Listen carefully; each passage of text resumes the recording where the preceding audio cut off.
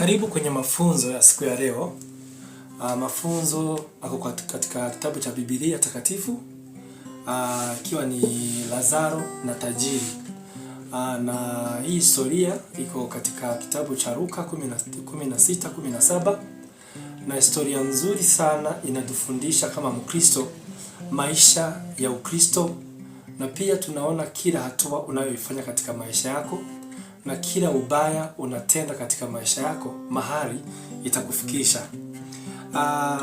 Tukianza kusoma hii historia, Biblia inasema palikuwa tajiri na Lazaro. Biblia inasema huyu tajiri alikuwa anaishi maisha mazuri sana.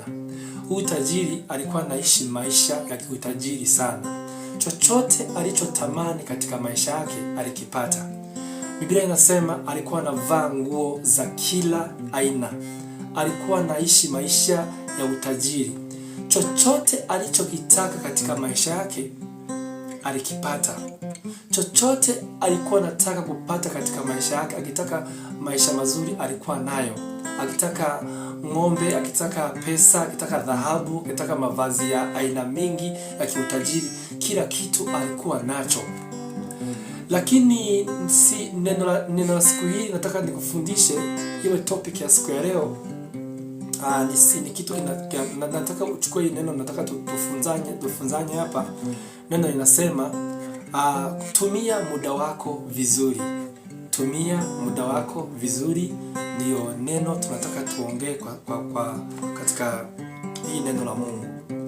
Ni vizuri sana ukiwa Mkristo kutumia muda wako vizuri, kwa sababu hujui kesho yako. Hujui chochote unachokifanya katika maisha yako, hujui wapi kitakufikisha, pakiwa ni pazuri ama pabaya.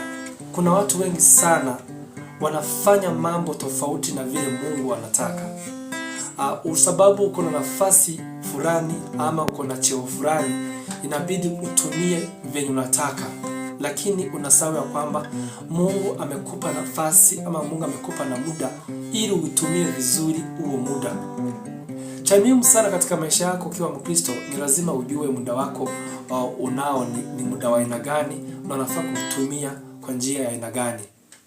Biblia inasema palikuwa na tajiri. Huyo tajiri alikuwa na kila kitu ambacho moyo wake ulitamani kupata.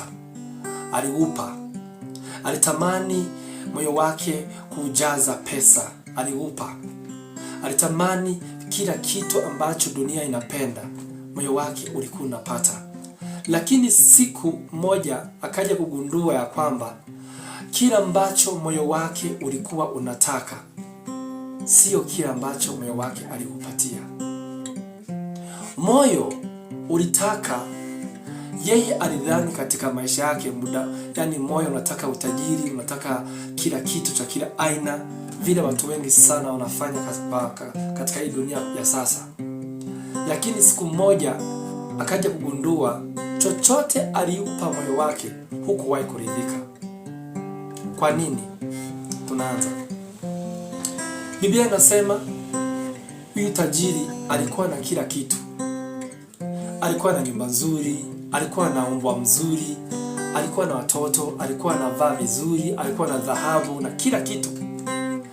Lakini siku alipoteza pumzi, ama siku alikata pumzi, alijipata dunia nyingine. Before tufike hapo, nataka nikurudishe nyuma kidogo. Ukiangalia Biblia vile inasema tajiri, Biblia inasema palikuwa na mtu katika kwake, alikuwa anaitwa Lazaro. Alikuwa amejaa vidonda. Alikuwa anateseka na ugonjwa. Alikuwa anaumia na vidonda, mpaka umbwa za tajiri zilikuwa zinakuja zinamramba-ramba. Na tajiri alikuwa anaona. Na kila kitu kilikuwa kinafanyika hapo, tajiri alikuwa anaona, lakini hakuwahi kuhurumia Lazaro hata siku moja. Biblia inasema Lazaro alikuwa ameokoka. Alikuwa amemtii Mungu. Alikuwa amemwabudu Mungu kwa moyo wake wote. Hata kama alikuwa na vidonda katika mwili wake, hata kama alikuwa na shida ya umaskini na msumbua, hakuwahi kuacha hata siku moja kumwabudu Mungu.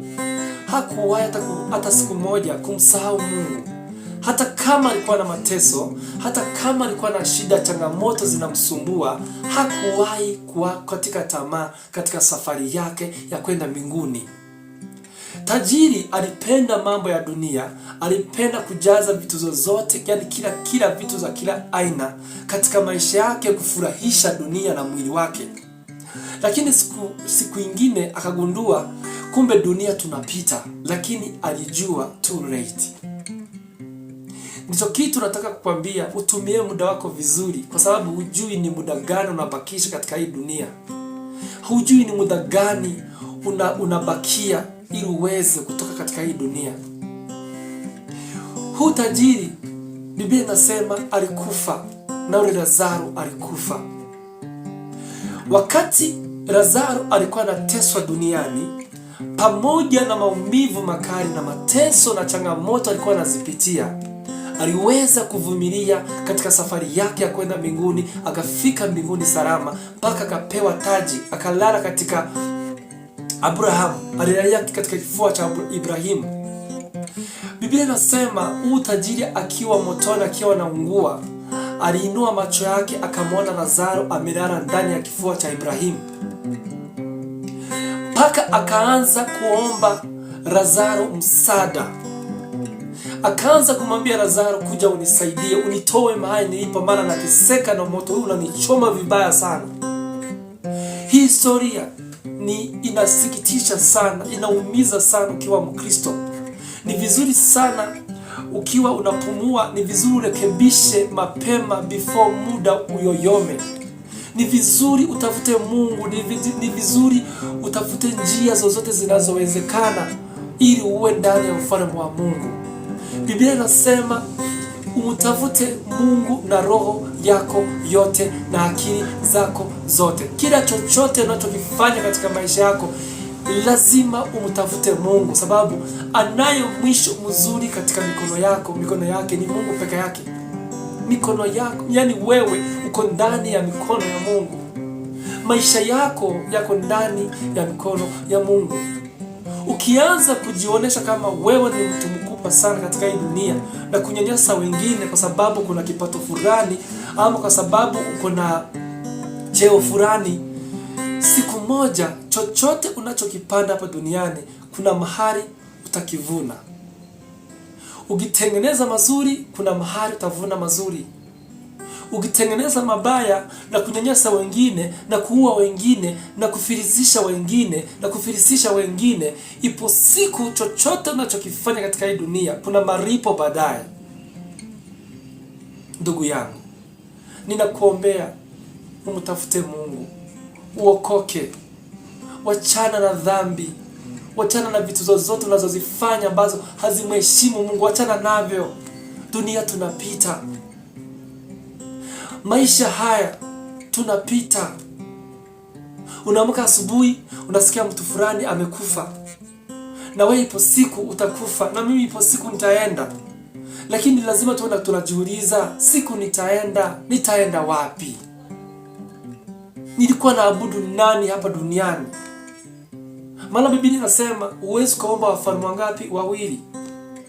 Ndugu yangu, tengeneza njia za Mungu ukiwa hai. Tajiri alijaribu sana kurekebisha muda, lakini muda ulikuwa umeshayoyoma. Tajiri alijaribu sana kupigana kila kitu kinachowezekana ili aweze kurudisha muda nyuma, lakini kila kitu kilikuwa kimeisha. Mpaka akaona mahali hapo alipo anateseka, mpaka akaona mahali alipo anaumia, mpaka ikabidi aombe Abraham amfufue aende aambie watu ameacha duniani waokoke, wasije kumpata mahali huu tajiri anateswa. Je, ingewezekana? Ingewezekana, kwa sababu muda ulikuwa umesha yoyoma. Muda ulikuwa umeisha wa kuishi duniani. Watu wengi sana huwaga tunadharau watu. Watu wengi huwaga wananyanyasa wengine.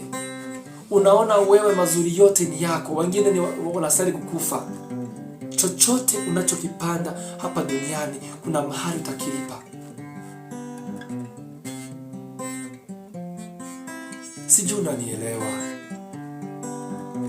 Biblia inasema mpaka alimwambia amsaidie, atume mtu duniani aende abie ndugu zake wasije wakampata mahali yeye utajiri aliko. Lakini Lazaro alimwambia nini? Lakini Ibrahim alimwambia nini? Ibrahim alimwambia kumbuka ulipewa mazuri ukiwa duniani, Lazaro alipewa mabaya, lakini yeye amemaliziwa mabaya yake hapa, ni muda wa kufurahia, na wewe lazima ulipe chochote ulichokifanya. So hata ukiniambia niende nifufue mtu ametoka kwa wafu aenda wahubirie, Ibrahim akamwambia wako na wanabii, wako na wahubiri huko duniani, wasiposikiliza wao, hata mtu akifufuka toke katika watu wamekufa hawaweza kumsikiliza. Hivyo ndivyo vilifanyika, kwa sababu ya matatizo ya kutojua muda ulio nao uutumie vizuri. Ndugu yangu, nikienda kumaliza, ninakuomba Mungu akusaidie. Mungu akusaidie katika safari ya kwenda mbinguni. Upigane vita vile unaweza. Pigana vita ukiwa na Mungu, ukiwa unamuita Mungu atafungua milango na utafika mbali sana. Tafuta Mungu muda ukiwezekana. Mkimbilie Mungu wakati kuwezekana. Maana ipo siku utajaribu kurekebisha na kila kitu kimeisha. Kwa nini unakubali kuabudu shetani? Kwa nini unakubali shetani akudanganye katika vitu tudogo tukoseshe uhai wa milele? Kwa nini unakubali shetani akutumie kama chombo ndio siku ya kiyama uwe pamoja na yeye? Haina haja ndugu yangu. Nikienda kumaliza, ninakuombea Mungu akusaidie. Kama hujaokoka, ningeomba urudie maneno haya. Sema, Bwana Yesu, ninakubali kupiana maisha yangu kwako. Ninakubali uwe Bwana na Mwokozi wa maisha yangu. Ninakiri na mdomo wangu kuanzia leo unaenda kuwa Mungu wangu. Mungu, nakuomba unisaidie. Ukisema maneno haya, umepokea Yesu katika maisha yako. Kama kuna kanisa iko fulani na wewe, iko mahali pembeni na wewe ama mahali karibu na wewe, unaanza kujifunza, utafute mchungaji umuongeleshe. Umwambie nilipatana na mahubiri online, niliweza kuokoka, na kuomba uniendeleshe katika mahali nimefika, unipokee. Mchungaji akufundishe njia ya safari ya kwenda mbinguni kwa Mkristo. Ukiwa Mkristo, ukiwa na Mungu, maisha yako yatakuwa sawa, na kila unachokifanya katika maisha yako kitaanza kukuwa sawa. Ninakubariki. Sikutakii uwe kama utajiri, na kuomba uwe Mkristo, uokoke, mtafute Mungu awe Mwokozi wa maisha yako, na kila kitu kitakuwa sawa. Ukimbilie Mungu wakati ukiwezekana.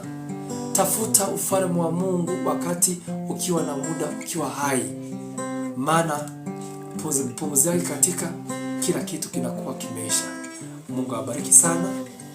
Nawatakia kila laheri. Mungu awabariki sana.